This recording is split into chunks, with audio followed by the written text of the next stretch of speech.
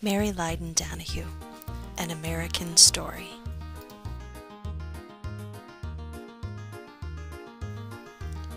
On June 22, 1907, Mary Lydon was born in a tiny town in County Mayo, Ireland, called Finney.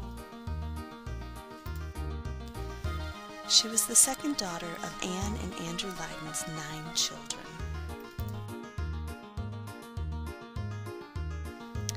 The family of 11 lived in a 2-room stone cottage that overlooked Lough Nefoe. Every child had to help the family subsist.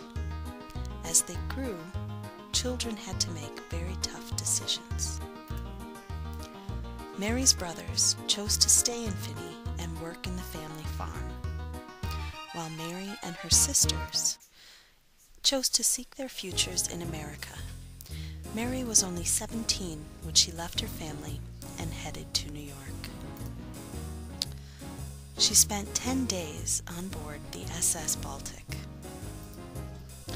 When she got to New York, Mary handed this inspection card to an overworked immigration officer at Ellis Island. A throwaway card became a treasure that she saved for the rest of her life. It was 9 years before she would become a full American citizen.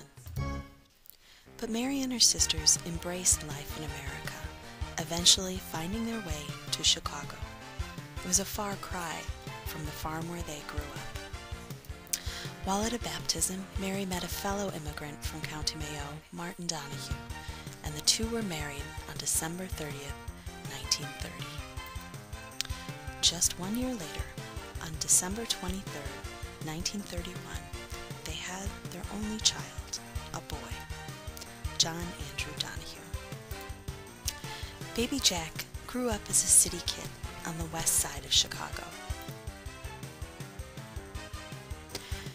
Jack didn't experience the lush landscapes of County Mayo. His childhood was spent in city neighborhoods. The family did find what nature they could in Chicago. Immigrants from County Mayo would often gather together for picnics and to remember their shared home. Jack grew up as a modern young man.